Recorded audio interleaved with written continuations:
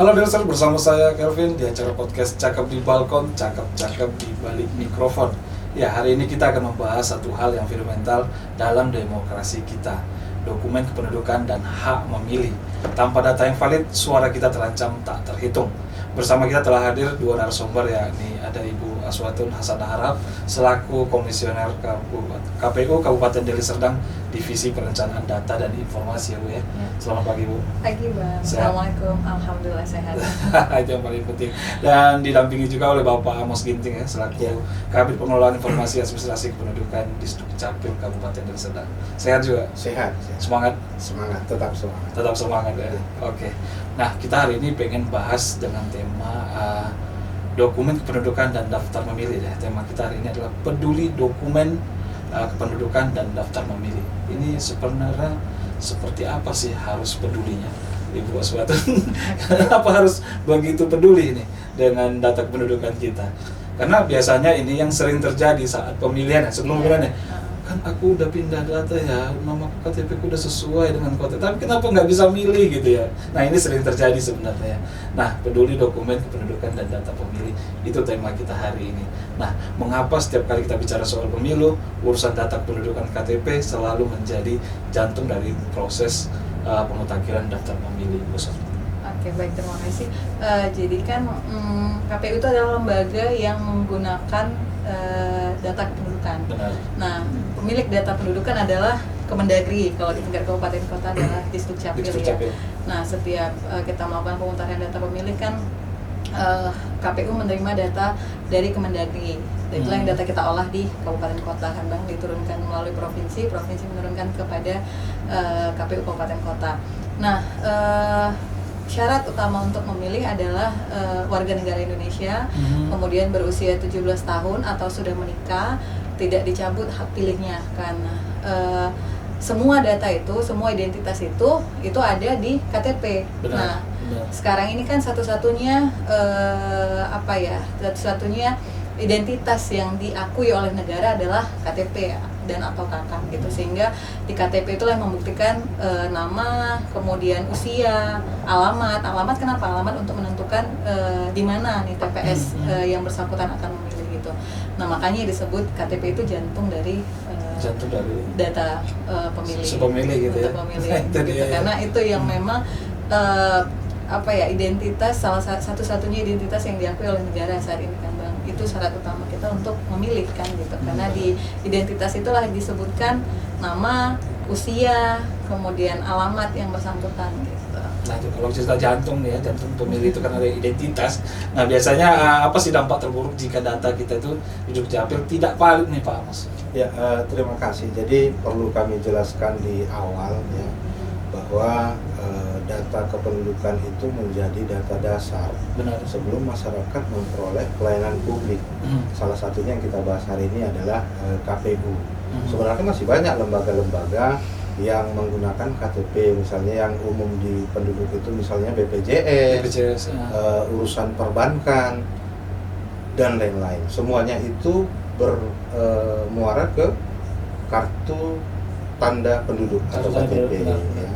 Jadi untuk itu diminta kepada masyarakat untuk peduli tadi, karena data yang tidak mutakhir tentunya berimbas ke masyarakat sehingga pelayanan publik dia bisa terganggu. Misalnya pada saat pengurusan BPJS datanya nggak terdaftar, waktu mau buka rekening di bank terkendala dan seterusnya, termasuk dalam pemilu. Nah, sehingga kalau datanya mutakhir, mudah-mudahan pelayanan publik yang akan diterima oleh masyarakat bisa berjalan lancar.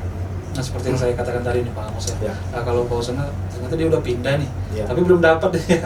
Kok belum bisa milih gitu ya. Ini sering banget terjadi. Sebenarnya prosedurnya itu seperti apa sih bagi warga yang baru pindah atau menikah atau ingin mengurus KTP itu, pertamanya itu harus seperti apa prosedur yang mereka jalankan? Ya, jadi masyarakat itu, setiap masyarakat ya melakukan peristiwa penting dan peristiwa kependudukan itu harus melaporkan ke Dinas Kependudukan dan Pencatatan Sipil Kabupaten Kota. Ya, jadi dalam hal ini Kabupaten Deli Serdang, jadi masyarakat diminta untuk melapor dengan membawa dokumen yang dimiliki. Misal ada penduduk yang pindah dari kabupaten kota lain ke Deli Serdang, cukup membawa surat keterangan pindah dari daerah asal, didaftarkan ke Disduk Capil, kita akan terbitkan dokumen kependudukannya seperti KK dan KTP sesuai dengan alamat yang dituju di Deli Serdang. Sementara untuk bagi pasangan yang baru menikah, itu bagi yang muslim kan sudah punya buku nikah. Benar. Bagi yang non muslim itu kami arahkan terlebih dahulu mengurus akta perkawinannya. Setelah itu diurus, maka boleh nanti diterbitkan KK dan KTP sesuai alamat domisili mereka yang baru, pengantin baru. Boleh di alamat domisili sesuai dengan si suami, atau boleh dengan si istri, ataupun domisili mereka di daerah yang lain tetapi tetap di Deli Serdang. Sementara untuk usia pemula untuk KTP yang sudah berusia 17 tahun cukup membawa fotokopi kartu keluarga untuk melakukan perekaman KTP sehingga datanya tunggal. Selanjutnya yang bersangkutan boleh diterbitkan KTP-nya. Nah ini apakah berlaku juga bagi yang mungkin datanya ganda nih Pak Mas? Nah, kalau kita bercerita data ganda ya, semenjak diberlakukannya secara nasional KTP elektronik, sebenarnya kemarinnya sudah semakin kecil kemungkinan, atau bahkan tidak mungkin lagi data ganda setelah KTPL, tidak dimungkinkan lagi. Yang ada sekarang adalah masyarakat yang belum melakukan perekaman. Mungkin usianya sudah 27 tahun bahkan 37 tahun misalnya, ya belum melakukan KTPL. Nah itu yang masih dimungkinkan ganda. Tetapi begitu dia melakukan perekaman KTP, maka datanya sudah pasti tunggal seperti itu. Nah untuk suatu nih, begitu KPU menerima data dari Dukcapil, langkah-langkah apa sih yang biasa dilaksanakan oleh KPU untuk memverifikasi dan memutahirkan data tersebut ini? Dan apa juga yang dimaksud dengan proses pencocokan dan penelitian ini? Oke, baik. Terima kasih. Nah, setelah kita menerima data kan, yang pertama kali kita lakukan adalah memetakan data kan. Jadi mulai dari jaraknya. Benar. Nah, kan di situ terteramat jarak dan jumlah gitu. Jadi per TPS itu kan kalau untuk pilkada maksimal itu kan 600. Kalau untuk pemilu 300, lebih sedikit gitu kan. Jadi kita kan harus memetakan jarak pemilih ke TPS. Kita tentukan dari yang paling dekat. Kita upayakan itu paling dekat dengan pemilih gitu kan. Nah, jadi ketika data kita terima dari Kemendagri, kita lakukan adalah pemetaan. Nah, kemudian setelah pemetaan, karena udah kita tentukan nih pemilih di setiap TPS-nya, barulah kita lakukan pencocokan dan penelitian. Nah, apa itu pencocokan dan penelitian? Jadi kita tentukan teman-teman Pantarli, petugas pemutahiran data pemilih, itu data open dari pintu ke pintu untuk mengecek langsung nih. Ngecek langsung. Nah, dari KTP dan KK-nya sesuai nggak dengan alamat gitu kan? Atau ada dari bagian keluarga yang sudah meninggal atau sudah pindah. Benar. Nah, itulah kita mutakhirkan. Yang pindah nanti kita tentukan, yang meninggal nanti kita hapuskan. Nah, kita hapuskan juga dengan proses yang panjang ya Bang ya, bukan bisa kita hapuskan saat itu juga. Jadi ada surat kematian dari yang bersangkutan baru kita bisa hapuskan. Nah, jika tidak ada surat kematian maka kita data dulu secara kolektif nih. Secara kolektif kita data, kemudian nanti kita minta dari petugas atau dari pejabat yang berwenang di tingkat desa, tentu kepala desa, untuk mengeluarkan surat kematian secara kolektif. Baru kita hapuslah yang bersangkutan dari data penduduk. Nah, itulah di akhirnya mutakhir kan, yang meninggal kita hapuskan, yang kemudian sudah tidak beralamat di situ ya kita pindahkan gitu. Nanti kita pindahkan ke yang alamat yang bersangkutan yang sudah tertera di saat kita mutakhirkan gitu.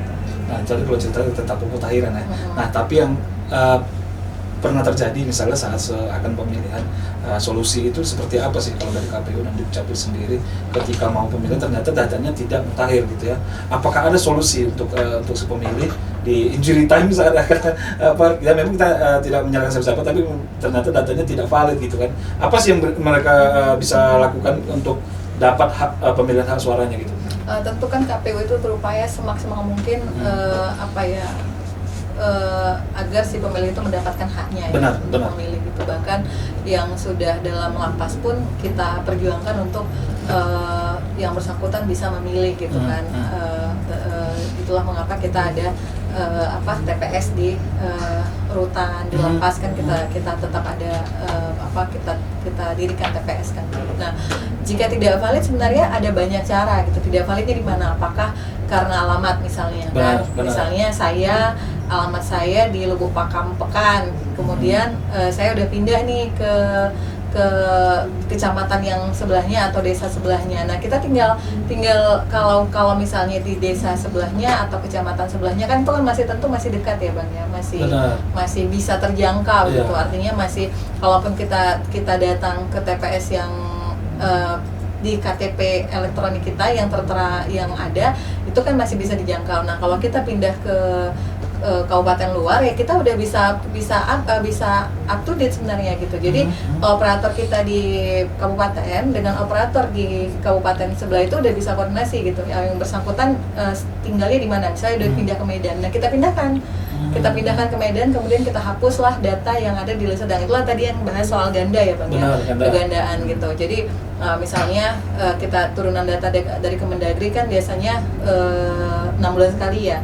Nah, yang bersangkutan pindah di bulan Mei misalnya, kita udah terima data di awal tahun gitu kan. Nah, berarti kan belum tuh. Nah, saat kita mutakhirkan kan kita koordinasi dengan kabupaten sebelah, kabupaten yang tujuannya gitu untuk agar dipindahkan gitu. Jadi sebenarnya untuk pindah memilih dan lain-lain itu sudah sangat simpel sebenarnya. Tinggal lagi pemilih ya dengan zaman yang digital sekarang ya, melek teknologi itu sangat gampang sebenarnya. Iya, sebenarnya iya benar. Sangat gampang gitu. Iya. Gitu sih. Ya kita kan pengen juga mengedukasi masyarakat ya. Artinya lebih peduli. Nah, itu dia tadi kan. Sadar akan haknya atau kewajibannya sebenarnya gitu kan. Nah, kita memberikan hak, tentu kan yang bersangkutan punya kewajiban gitu kan untuk memilih gitu. Banyak kejadian saya nggak bisa milih, tapi ternyata dia tidak melakukan update data diri sendiri. Benar, nah ini yang sering terjadi, ini yang juga yang kita harapkan tidak terjadi lagi kan gitu. Nah, makanya seperti yang Ibu sampaikan tadi bahwasannya ternyata sudah ada koordinasi antara tim ya Bu ya. Iya, sama seperti mahasiswa misalnya kan, misalnya mahasiswa dari kabupaten Mandailing Natal misalnya, kemudian kuliah di kota Medan. Nah, pada hari H walaupun libur tapi mungkin kan sulit menjangkau untuk kembali pulang ke kampung halaman. Ya boleh bisa memilih di kota Medan. Ya kan ada syaratnya untuk pindah memilih kan. Nah, kalau misalnya untuk pemilu yang nggak bisa dia kan ada 5 surat suara tuh kita kemarin di 2024 gitu ya. 2024 itu kan ada presiden, kemudian DPR RI, DPD RI, provinsi dan kabupaten kota. Nah, untuk tingkat provinsi dan kabupaten kota sesuai dapil ya, itu kan mungkin tidak bisa memilih karena kan dapilnya kan Mandailing Natal. Nah, sedangkan yang bersangkutan di Kota Medan. Nah, mungkin di DPR RI, di tingkat kabupaten kota sama provinsi DPR-nya itu tidak bisa milih, tapi masih bisa milih untuk tingkat presiden dan DPD. Karena DPD kan dapil daerah pemilihannya kan Sumatera Utara sama dengan pemilihan presiden kan gitu. Artinya tetap bisa memilih gitu, tinggal mengurus pindah memilih. Nah, itulah kesadaran dari pemilih untuk gitu ya. Ya, nah untuk pemutakhiran datanya tadi ya. Nah itu dia. Oke, KPU sering nih mengimbau masyarakat untuk cek daftar pemilih sementara ya, atau DPS biasanya ya, atau juga daftar pemilih tetap DPT. Nah, kenapa pengecekan mandiri ini krusial sih? Dan apa yang harus dilakukan pemilih jika namanya tidak terdaftar atau salah alamat ini? Nah, itu tadi yang kayak yang di awal kan saya bilang.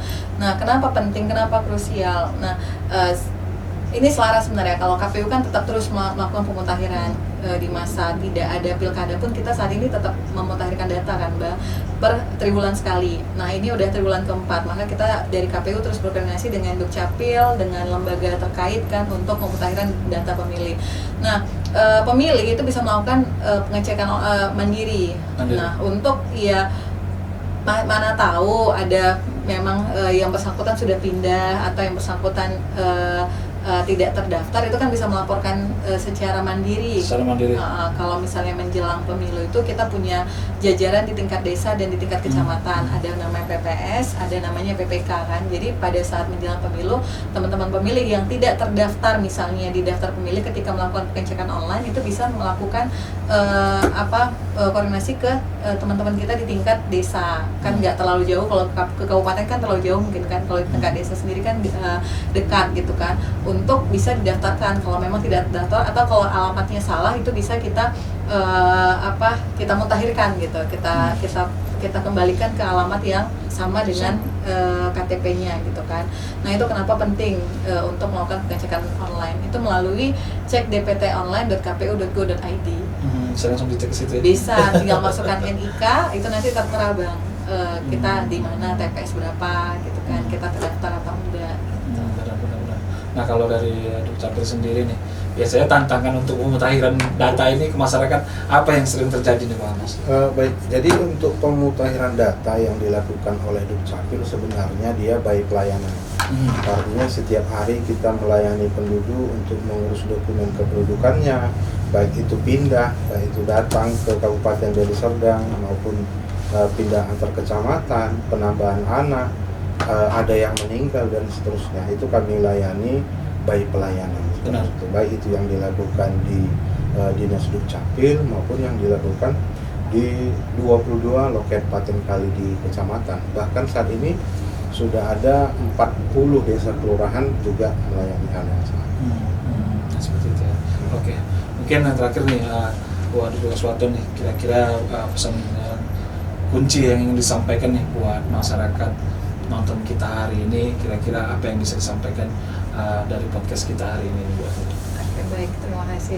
Nah, untuk seluruh warga Kabupaten Deli Serdang yang sudah berusia 17 tahun, yang memang memiliki hak pilihnya, boleh melakukan pengecekan online yang bersangkutan bisa terdaftar atau tidak gitu. Kenapa? Karena tidak ada dan tidak adanya pilkada, kami KPU Kabupaten Deli Serdang itu tetap melakukan pemutahiran data pemilih per 3 bulan sekali gitu. Kemudian nanti kita lakukan rekapitulasi, pada akhirnya nanti kita mutakhirkan secara terus-menerus gitu untuk persiapan menjelang pemilu yang akan datang gitu. Jadi masyarakat sendiri ya bisa sekarang ini juga terus aktif gitu kan, apalagi untuk yang usianya baru 17 tahun itu kan sudah memiliki KTP, kemudian bisa melaporkan dirinya untuk didaftarkan sebagai pemilih gitu kan. Kemudian ada juga tentu kan namanya data pemilih ini kan bang bergerak ya, data yang bergerak gitu kan. Per hari itu ada yang meninggal dunia, kemudian ada yang aktif menjadi TNI Polri, ada yang pensiun gitu kan. Itu kan tetap kita mutakhirkan gitu kan. Yang meninggal dunia kita hapuskan, yang menjadi aktif TNI Polri itu kita hapuskan. Kenapa? Karena kan tidak bisa memilih kan, netralitas. Nah yang sudah pensiun kita aktifkan. Nah pensiun dari TNI Polri itu kan kita aktifkan kembali, kita berikan hak pilihnya gitu. Jadi untuk masyarakat ya aktif yang memang saat ini terdaftar sebagai TNI Polri itu bisa melaporkan diri agar kita hapus datanya gitu kan. Yang sudah pensiun ya kita aktifkan kembali gitu. Jadi ya artinya ini sebenarnya pemilu dan pilkada ini kan milik kita bersama gitu. KPU ini kan IO, kalau PESA itu kan KPU IO ya, event organisasinya gitu. Artinya mungkin ya ada pengantinnya, kemudian ada tamu undangannya. Tamu undangan ini kan pemilih ya, yang memang kalau undangan yang kita kan tetap harus mengundang, tetap kita undang ya, dari KPU kita undang sendiri gitu. Jadi artinya kan karena milik kita bersama ya, kesadaran kita bersama untuk sama-sama nih terkait pemutakhiran ini dan lain, sama-sama kita aktif untuk terus melakukan pemutakhiran, terus kita lakukan perbaikan data pemilih kita gitu. Karena balik lagi kan kita sampaikan bahwa data pemilih ini ya jantung dari pemilu gitu sebenarnya kan, karena data yang akurat itu ya berimbas kepada partisipasi masyarakatnya dan lain-lainnya gitu. Nah kalau untuk Deli Serdang sendiri sebenarnya data kita itu masuk kategori mutakhir atau enggak sih sebenarnya? Alhamdulillah sih menuju mutakhir ya, Alhamdulillah saat ini kita sudah mutakhir gitu, karena kita terus melakukan koordinasi dengan Dukcapil ya. Nah saat ini alhamdulillah mutakhir. Mutakhir terus ya.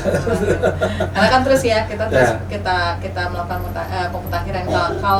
Kalau di pemilu itu ada coklit namanya pencocokan dan penelitian. Benar. Nah saat ini tuh kita ada namanya coktas, coklit terbatas gitu. Coklit terbatas. Jadi kita sendiri dari KPU turun ke alamat-alamat yang kita tentukan untuk kita lakukan coktas gitu. Kita lihat nih ada yang meninggal, ada yang aktif sebagai TNI Polri, ada yang ya macam-macam lah data-data yang akan kita mutakhirkan gitu. Yang tentunya data tersebut kita terima dari Kemendagri gitu.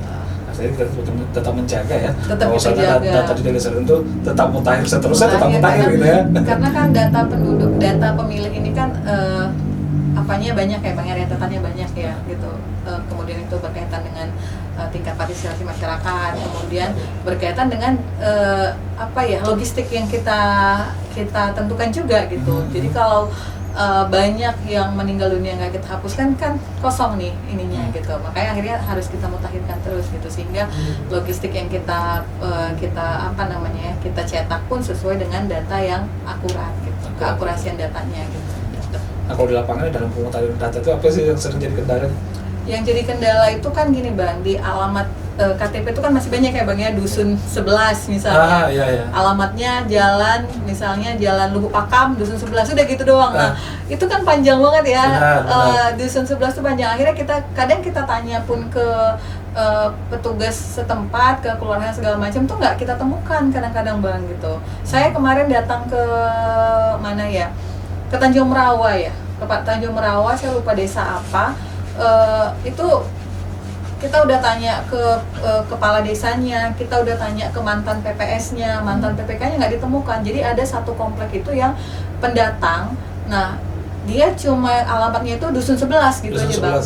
Dusun 11. Nah kita udah tanya ke mana-mana itu nggak ditemukan. Nah itu dusun 11 kesulitannya. juga luas. Dusun 11 luas kan Bang. Tapi kita udah tanya. Biasanya kan kalau kepala desa tuh tahu gitu. Nah ini kepala desa pun udah nggak tahu gitu, siapa ini nggak tahu. Jadi cuma dia ya ini Bu karena mungkin di sini tuh mayoritas warga Jawa, ini karena bukan warga Jawa, bukan keturunan Jawa ya, karena di sini mayoritas Jawa gitu misalnya, karena ini kan karena ada marga kayaknya ini pendatang yang di kompleks sana.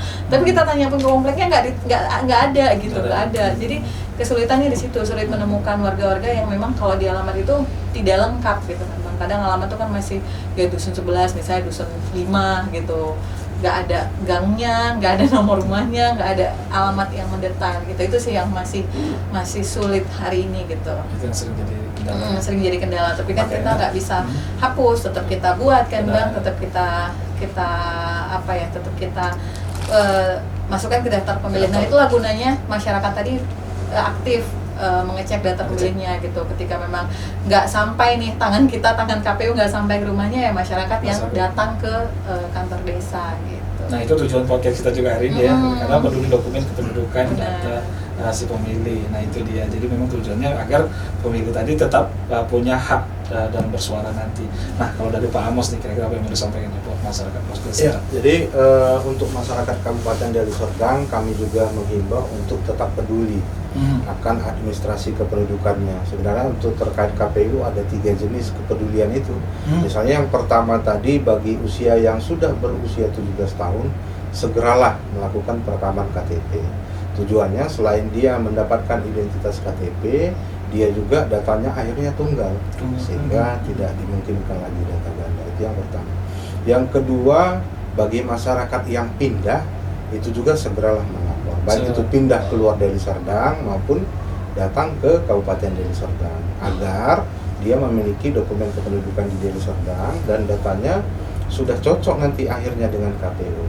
Yang ketiga adalah bagi ada yang keluarganya yang meninggal, itu segera juga dilaporkan ke Disduk Capil untuk dibuatkan akta kematiannya, sehingga datanya selanjutnya ke KPU, datanya tidak akan muncul lagi. Nah, seperti itu. Jadi kami himbau ke masyarakat Deli Serdang agar peduli terhadap yang ini, dan mungkin kalau selama ini ada susah, ada alasan jauh dan seterusnya ya, sesuai dengan visi misi Pak Bupati Deli Serdang ya, yaitu salah satunya sehat pelayanan publiknya ya melalui loket Paten Kali, sehingga tidak harus datang ke Disdukcapil di Lumpakam, boleh juga datang ke loket Paten Kali di kantor camat. Kalaupun masih terlalu jauh, ya silakan datang ke kantor desa, karena saat ini sudah ada 40 ya kantor desa atau lurah yang telah membuka loket Paten Kali, dan semuanya itu tidak dipungut biaya atau gratis. Tis.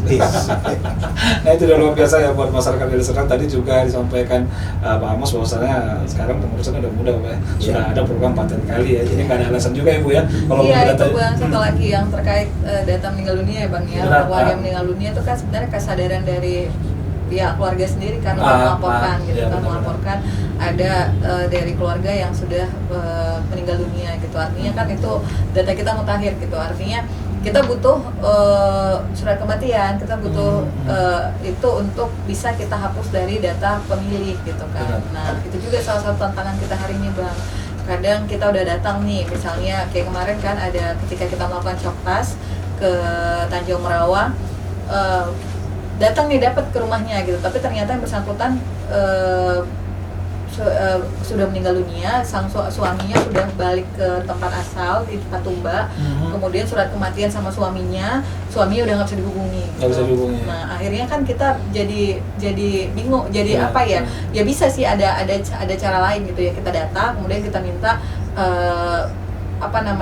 pejabat yang berwenang untuk mengeluarkan semacam keterangan bahwa yang bersangkutan sudah meninggal dunia. Tapi kan balik lagi, pejabat yang berwenang ini sebenarnya kepala desa atau apa kan juga harus mencari tahu, harus benar-benar memastikan bahwa yang bersangkutan memang meninggal dunia gitu kan. Ya walaupun sudah ada kesaksian dari keluarga, ya memang yang bersangkutan sudah meninggal dunia berapa tahun yang lalu, tapi surat kematiannya di bawah suaminya di mana, suaminya udah di mana gitu, kita udah nggak tahu lagi gitu kan. Itu yang kadang-kadang menjadi tantangan kita juga hari ini dalam pemutakhiran data pemilih gitu. Artinya kalau semua masyarakat kita itu peduli, semua masyarakat kita itu artinya yang sudah meninggal dunia ya beberapa waktu kemudian dilaporkan, kemudian itu sangat mutakhir data kita Bang, sangat mutakhir ya Bang Amos ya. Oke, semoga kedepannya Deli Serdang masyarakatnya sudah mutakhir semua. Amin. Dan 100%. Nah itu yang jadi kendala dari KPU dan Dukcapil. Jadi mari kita tingkatkan lagi kesadaran kita buat masyarakat luas Deli Serdang ya. Ternyata mutakhirkan data itu sangat penting ya. Semoga kedepannya jadi lebih baik lagi deh buat masyarakat Deli Serdang. Oke, terima kasih buat Ibu Aswatun, Pak Amos sudah hadir di podcast kita. Luar biasa, kita tunggu nih kolaborasi kita lagi yang berikutnya, podcast kita yang berikutnya. Ya, luar biasa. Tadi buat Pak Amos juga ya mengedukasi masyarakat bahwasannya kalau untuk pengurusan sekarang udah mudah Bapak ya. Mudah. Sudah ada Paten Kali. Nah, program dari Bapak Bupati buat masyarakat, mempermudah masyarakat dalam pengurusan surat-surat. Jadi nggak ada lagi alasan ya untuk jauh-jauh ke Capil nih dari luar kecamatan gitu ya. Tinggal keinginan aja. Oke, luar biasa. Nah itu dia. Oke, buat masyarakat luas Deli Serdang, semoga podcast hari ini mengedukasi kita semua tentang pemutakhiran data kita, karena data kita itu sangat penting sebenarnya ya, apalagi buat untuk pemilihan. Jadi nggak ada alasan lagi, wah saya belum terdata, saya ganda. Nah itu dia, sudah dijelaskan oleh Ibu Aswatun juga dan Pak Amos. Oke, luar biasa. Buat masyarakat luas Deli Serdang, mari kita dukung terus program dan visi misi Bapak Bupati Deli Serdang, dan mari kita menjadi warga yang taat pajak agar pembangunan Deli Serdang jauh lebih maju lagi. Dan jangan lupa like, comment, subscribe channel Pemkab Deli Serdang. Saya Kelvin mewakili Ibu Aswatun dan juga Pak Amos. Sampai jumpa kembali. Mohon maaf kalau ada salah kata. Bye bye.